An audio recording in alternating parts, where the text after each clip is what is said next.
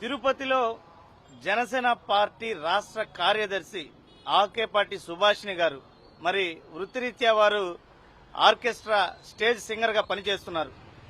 ఆవిడ గారు ఒక పత్రికా సమావేశంలో మాట్లాడుతూ మాజీ ముఖ్యమంత్రి వర్యులు శ్రీ జగన్మోహన్ రెడ్డి గారి సతీమణైనటువంటి భారతమ్మ గారిని ఉద్దేశిస్తూ చాలా అసభ్యకరమైనటువంటి రీతిలో మాట్లాడడం జరిగింది.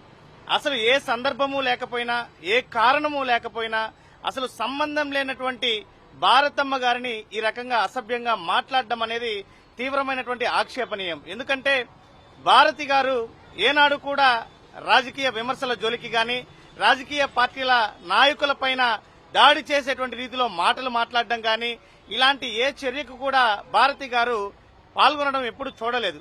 భారతి గారు చేసేదల్లా సమాజ సేవ, అదేవిధంగా పేద పిల్లలకు ఉచితంగా విద్యని, వైద్యాన్ని అందించడము, అదేవిధంగా ఆపదలో ఉన్నటువంటి వారికి సహాయాన్ని అందించడము లాంటి కార్యక్రమాలతో భారతి గారు ప్రజల్లోకి వెళ్తుంటే మరి ఏ సందర్భము లేకుండా ఈ ఆకేపాటి సుభాషిణి గారు ఈ రకమైనటువంటి మాటలు మాట్లాడడం చాలా అభ్యంతరకరం. ఈ రకంగా మాటలు మాట్లాడి రాజకీయ పార్టీల మధ్య విద్వేషాలు రెచ్చగొట్టేటువంటి రీతిలో సమాజంలో శాంతి భద్రతలకు విఘాతం కలిగేటువంటి రీతిలో ప్రవర్తిస్తున్నారు. కాబట్టి ఆవిడపైన చట్టపరమైనటువంటి చర్యలు తీసుకోవాలని ఈ రోజు పోలీసు అధికారులను కోరడం జరిగింది.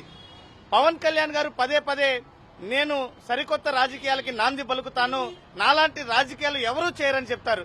మరి పవన్ కళ్యాణ్ గారు ఇదేనా మీ నాయకులకు మీరు నేర్పించేటువంటి సభ్యత, సంస్కారం? ఇలా మీ పార్టీలో ఒక రాష్ట్ర స్థాయిలో ఉన్నటువంటి ఒక నాయకురాలు ఈ రకమైనటువంటి మాటలు మాట్లాడుతుంటే కనీసం ఖండన కూడా చేయలేకపోతున్నారు మీరు.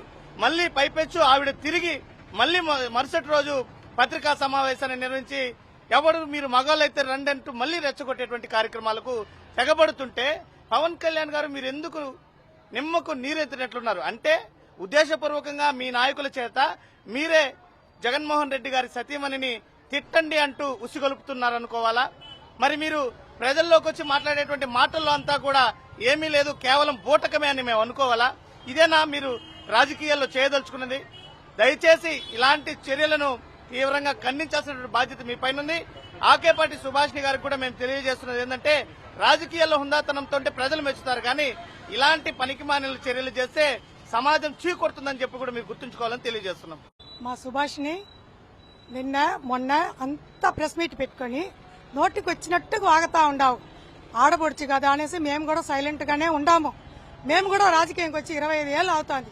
ఒక్కరిని కూడా ఇన్ని సంవత్సరాలకి ఒక్కరిని కూడా పల్లెత్తు ఒక మాట అనింది లేదు. కానీ నువ్వు ఏం మాట్లాడుతున్నావు? జగన్ గారి వైఫ్ భారతమ్మ గురించి నోటికి వచ్చినట్టుగా మాట్లాడుతూ ఉండవు.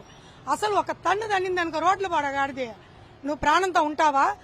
ఆ మేడంల గురించి ఎన్ని మాటలు మాట్లాడో అన్ని మాటలు మాట్లాడుతూ ఉంటావు. నువ్వు బతికెంత, నువ్వెంత, నువ్వు ఎలా ఉన్నావు? ముందు గతంలో మర్చిపోకూడదు నాన్న. ఏదైనా కూడా మనము వచ్చింది వృత్తి ఏంది?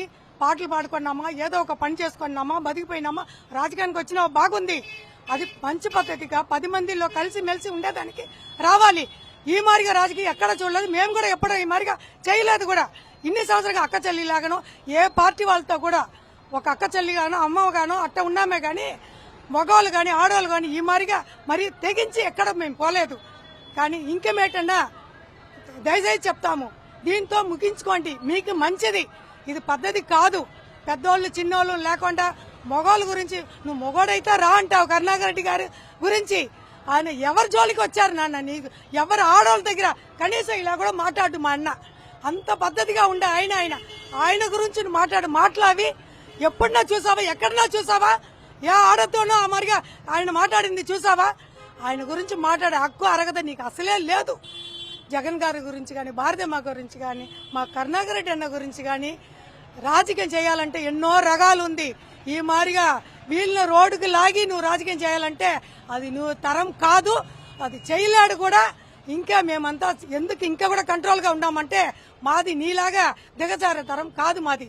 మేము మంచిగానే ఇప్పుడు కూడా మాట్లాడుతూ ఉంటాము. దీంతో నింపుకుంటే బాగుంటుంది, లేదా మళ్ళీ ఏం చెయ్యాలో మేము కూడా చేస్తాము. అదే మా చేతిలో ఉండేది కూడా.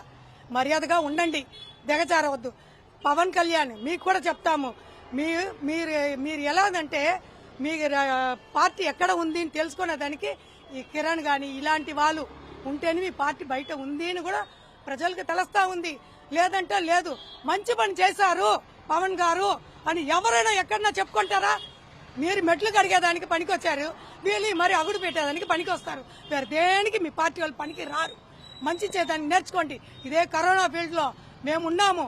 అప్పుడు ఇదే ఆడవాళ్ళు బయట వచ్చినాము. మీ ఆడవాళ్ళంతా ఏ మూల ఉన్నారన్నా ఈ రోజుకి వచ్చి మరి మాట్లాడుతూ ఉండారే. కనీసం మాట తీరిక కూడా రీతిగా లేకుండా అలా ఆడవాళ్ళంటే ఎలా మాట్లాడాలని దాన్ని కూడా లేకుండా మేము కూడా ఆడవాళ్ళంతా రోడ్లో ఉన్నాము. ఎప్పుడు కూడా ఇలాంటి మాట్లాడలేదు. కొంచెం అంచి పెట్టండి ఆడవాళ్ళని. ఇది మంచి పద్ధతి కాదు.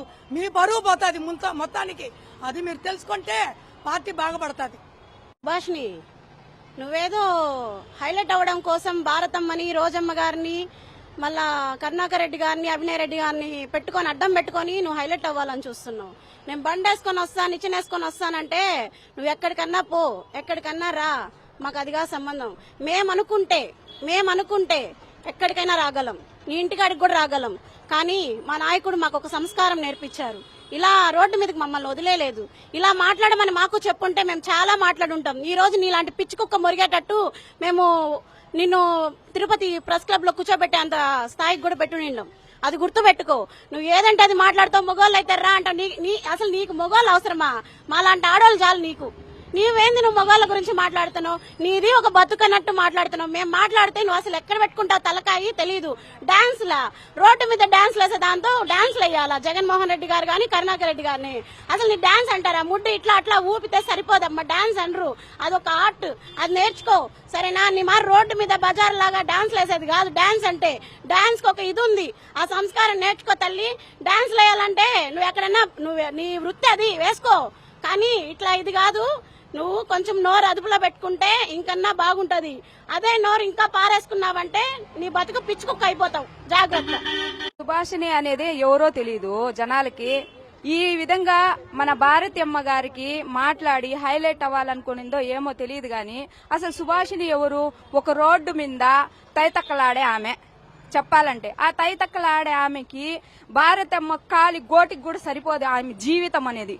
ఒక భారతమ్మ అంటే మాజీ ముఖ్యమంత్రి వర్యులైనటువంటి రాజశేఖర్ రెడ్డి గారి కోడలు, మళ్ళీ జగన్మోహన్ రెడ్డి గారి భార్య అయినటువంటి భారతమ్మ గురించి మాట్లాడడం ఎంత అర్హత నీకు లేనే లేదు. అసలు నువ్వు లేని అర్హతని నువ్వు ఎందుకు పూసుకొని దాచుకొని అంతా నీ బతుకెంతో నువ్వెంతో తెలియకుండా భారతమ్మ గారిని మాట్లాడితే మనలాంటి మహిళల భవిష్యత్తు ఏ విధంగా ఉంటుందో మీ పార్టీలో అర్థమవుతాంది. ప్రతి ఒక్క మహిళకి, ఆంధ్ర మహిళకి అర్థమవుతాంది.